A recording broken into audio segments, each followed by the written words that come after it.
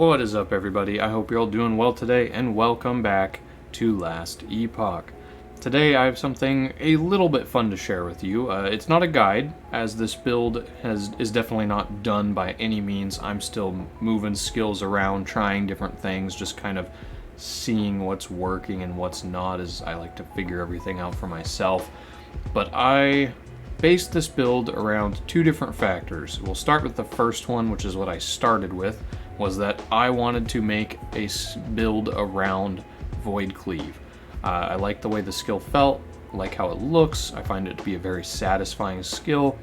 It seemed to hit pretty hard, so other than having like a cooldown, I just really wanted to see if I could make a build around this skill specifically. The answer was kind of no. I definitely could, but it was far less efficient than if I tried to use it in pairing with Erasing Strike. It seems like the two skills were basically meant to work together. It works really, really well. So I ended up having to not make it a one attack build, but instead a two, which would be the Void Cleave and Erasing Strike. Not sure if it's a build archetype that's been played a million times already, but to me it's brand new, and I really wanted to try and make it happen. The second factor was a unique item I got to drop early on that I kept telling myself, I really want to figure out a build how to use this item. I think it looks super cool. I like what it's laying down. I just gotta figure out where. And this build seemed to be the best place to do it. And that item is Eternal Eclipse. Eternal Eclipse reads as follows. It's a two-handed sword. It gives fire resistance, a 200+% increased fire damage, and then every 2 seconds, your next fire melee attack has 238, which randomly rolled numbers, I'll just read out mine, melee void damage, and 238 time rot chance.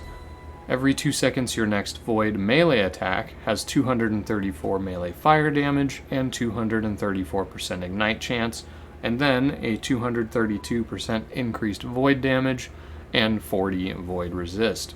Now, I thought this was a very, very interesting weapon. First is you get 40 and 2 resist for free. That's always good fun. It has a pretty good chunk of increased fire and increased void, but there is the factor of having the every 2 second buff for both a fire skill and a void skill, and then doing the opposite type of damage with that skill, being the void skill gets fire, the fire skill gets a void, and these are very large flat chunk amounts, the 238 and 234. Now, I thought this was very interesting because in a build where you use two skills, drop one skill, then wait a second, drop the other, and just kind of rotate back and forth between the two, I felt like you could get a lot of damage out of that just because of how much flat damage this item adds. And so after deciding that I wanted to make a Void Cleave skill, when I eventually ended up adding the Erasing Strike into the mix, I realized this is a two skill setup, and I'm pretty sure at least one of these can turn to fire, and so that's what I did. So far I have Void Cleave set for fire, and then I have the Erasing Strike, just kind of left it void obviously, and it has been working fairly well. The build consists of essentially running around and doing this. A large fire Void Cleave, followed by a large Erasing Strike slam with a guaranteed crit, and so on and so forth.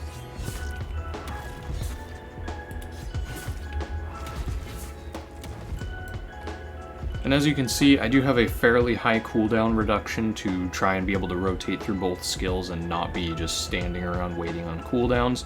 I very rarely have had issues with cooldown.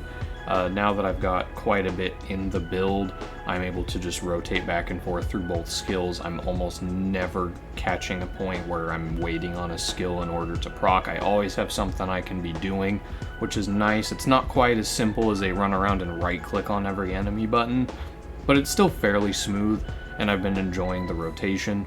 And as you can see, it's doing decent damage. Obviously, the test dummies in the arena don't have any kind of resistances, defenses, yada yada, so the numbers are wildly inflated. I'd say normally I'm doing anywhere from about 5,000 to 13 to 15,000 damage on hit, just depending on enemy type, resistances, all that junk. But overall, it's been hitting pretty hard and doing well. I'm fighting bosses just fine. My mana regen is okay. Once in a great while, when I self-cast a bunch of Sigils of Hope, that will bring my mana pretty low, and sometimes I have to be careful about that. But overall, it doesn't burn a lot of mana, as you saw before, so I'm pretty much able to just run around, rotate through my skills. Then I'm also using something that might change heavily. You might have noticed by now that I have both Smite and Lunge on my board, and that is partly because I really wanted to try the Paranoia helmet. Lunge does not require a target, reduce cooldown for Lunge, plus skills to Lunge, less damage taken while moving, some crit avoidance, and then a little bit of increased void damage. Still not sure if this is where the build will end up when it's done, but I really wanted to give this a try, as I do really like movement skills. I thought Lunge was a cool skill, and I was curious how it would be without having to require a target.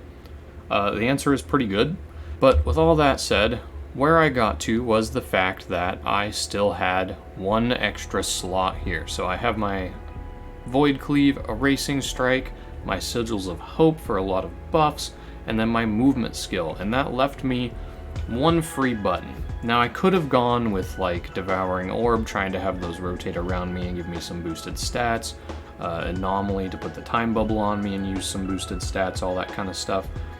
Those kind of skills is mainly what I would have used for this slot, but I already have a lot of button presses between rotating between the two skills, having the dash, and then having the manual cast on Sigils of Hope sometimes, depending on the scenario. Usually it's just boss fights, I have to proc those myself. But regardless, that's still quite a few button presses, and I do tend to like simpler builds. So I started looking at what skills I could automate. The first thing I tried doing was actually going with Healing Hands, using all of the Cleric's Hammer node to basically guarantee that it procs every time on a melee attack / hit, and then moving it over here so that it deals fire spell damage, increasing it over here, moving down until it's this final node, which makes it a melee attack in an arc in front of you. And then basically, as I would do any of my other attacks, you would also get this little swath of fire that would deal some damage and heal me. That was kind of a fun setup. It is something I might go back and try more. The actual Healing Hands hit does not deal exceptional damage, so that was kind of fun. The healing was nice. Little extra damage was cool. Definitely helped clean up little gray mobs, nothing too strong. But I saw another avenue, and that was having so many points now to put into Lunge. I looked at the Holy Incursion. Lunge's final hit has a chance to cast Smite at up to 3 targets nearby based on distance traveled, up to a maximum. So then I was looking at the idea of being able to auto-cast Smite from my movement skill. That was kind of a cool idea, and that's what I've been trying for a little bit. So then I went into Smite itself, and I first started this out trying to build down here, get damage, and then build into the crit and crit multiplier, and just, fully fill out the tree in this direction, trying to make those Smite hits do quite a bit of damage. The answer is they really don't. I'm just not building enough spell-based damage or crazy stacking vitality to make this do enough damage. It's possible if I hyper stacked my vitality, it could do pretty good damage, but it's really just not right now. But what I realized I could use this for is coming over here to the Righteous Fury. You deal additional melee fire damage if you hit an enemy with Smite recently. Right now at 3 out of 5 points it has a plus 12 flat fire damage added to melee attacks. I will be maxing this, I just respect a few points to try that out. And then also down here into Righteous Flurry, attack and cast speed is increased. So this may add a tiny bit of damage, but more importantly, as I'm moving around the map, cruising through and it smites, I will then get chunks of attack damage and attack speed added every time, which just plays nicely into the mix of everything else and all the other buffs. So it basically turned my dodge skill also into a light buff with a little bit of added damage output. Now again, this could very easily change. The movement skill slash the extra slot is definitely where I'm still messing around with this build the most. I think I pretty much have Void Cleave and Erasing Strike how I like them. It's doing fairly solid damage, and again, I'm liking the output of it. I crit most of the time, so stacking something simple like Crit Multiplier will definitely add a lot for me. But right now, other than figuring out my 2 extra skills to see what boosts the build the most for me, the only real thing I'm looking for gear-wise is I could definitely use a better pair of gauntlets. These don't quite have the stats. I'm definitely trying to build more into the endurance, as I'm not using like a block or dodge or anything like that, so I need more ways to mitigate damage. And I think, combined with the Sigils of Hope adding quite a bit of endurance threshold, if I can hit that 60% endurance percent cap, I think I should be doing pretty well as far as defenses, combined with the fact that I have a ton of life leech. I get full heals off basically any hit I do just because of dealing fairly high on hit damage all at once. And so I gain health back very easily as long as I stay attacking. That's worked out pretty well. So right now I'm looking for slightly get better gear pieces, trying to stack some more health, trying to stack some more endurance percent and threshold along with it if I can. And then for damage, what I'm trying to do right now and what I've been working on and will work on as soon as this video is done is I'm trying to get both the Dark Stride boots and the Eternal Eclipse with legendary potential. I really think if I can get 1, maybe 2 legendary potential on Eternal Eclipse, and if I can hopefully roll either some crit chance or more specifically crit multiplier onto it, I think that could really help boost my damage by quite a bit, on top of an, I think, already pretty cool, unique item. And then down here, Dark Stride. These boots I'm basically only using for the +1 to Void Cleave. The move speed is mediocre, the +10 melee void damage is fairly low, the increased void damage is fairly low. I could definitely use a much stronger version of these, and I think getting these with some legendary potential and then rolling some raw stats on there could make a massive difference for this build. Those are kind of figuring out the 2 skills I want, the movement and the buff skill, and then getting legendary potential on these 2 pieces of gear is pretty much the only things holding me back from at least calling this one a leveling guide, you know, something that can bring you up into empowered monoliths before minimaxing. I'm getting close. I'm really having fun with this build. I just need to get some final pieces of the puzzle put together to see how far I can push it. It's been a lot of fun. I think it's working well. I just need it to take those few extra steps to really start pushing the potential of it. Now before we wrap up, I will do a very quick monolith just so that you can get a general feel of what this build looks like so far.